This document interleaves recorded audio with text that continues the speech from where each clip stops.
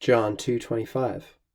Et quia opus ei non erat, ut quis testimonium perhiberet de homine, ipse enim sciebat quid esset in homine.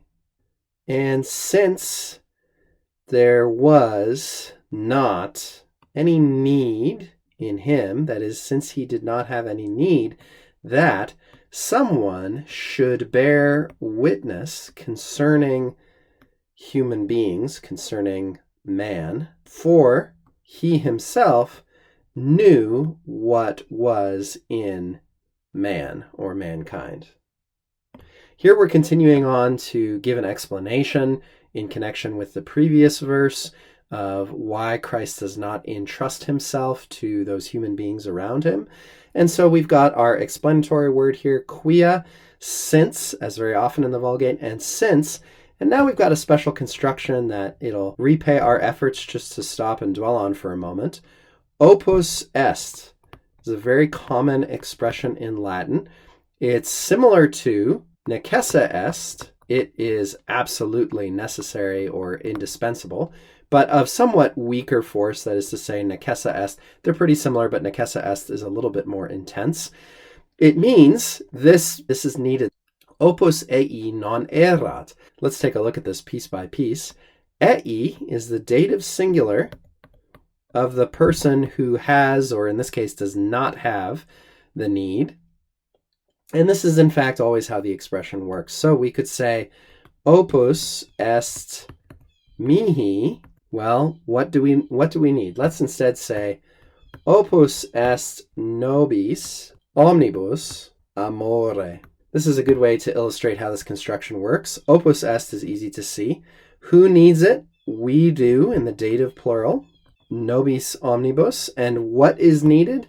That is usually put in the ablative case. Amore, here, love. We all need love. Now, it is not true that love is all you need, but it is a thing that all of us need, and now you know how to say that in Latin. Necessa est, as I said, works very similarly. You'd use the dative of the person affected. For instance, necessa est mihi, I've got to do X. Sometimes it appears with an infinitive, sometimes it appears with an accusative infinitive. Very occasionally it will appear with the genitive case of the thing needed, but most often with the ablative if it's just a noun. And then if the thing that is needed is not actually just an object or something you can express with a noun, you'll often find these object clauses introduced by ut. So what was not necessary, what was not needed of him, that is to say, what did he not need? This whole thing. Up to the end of perhiberet here, this is what he did not need, namely that someone, quis here is equivalent to aliquis, that someone should bear witness. This is an idiom, perhiberet testimonium. Notice, by the way, since the verb in our main clause is an imperfect indicative, that is what we call a historical tense, a past tense. The verb in our subjunctive subordinate clause following the sequence of tenses is an imperfect subjunctive, indicating that the action of perhiberet happens at the same time as or subsequent to the action described in erat. Again, if you're a little bit fuzzy on that, go review the grammatical section in your book on the sequence of tenses, and all will be made clear to you in terms of how that works. Once you compose a few Latin sentences of your own, you'll get the hang of it, and it will become second nature to you when you see it in authentic Latin texts, as we do here. It was not necessary for him, that is, he did not need that anyone should bear testimony.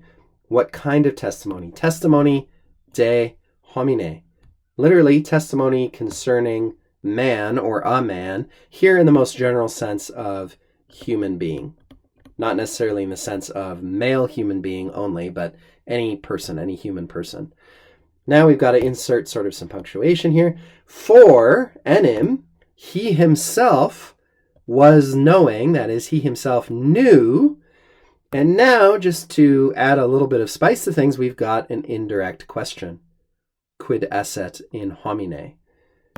Now, let's test ourselves here. What was the direct form of this question? That is, the question is being reported in the sense that we want to find out what Jesus knew. He himself knew this thing.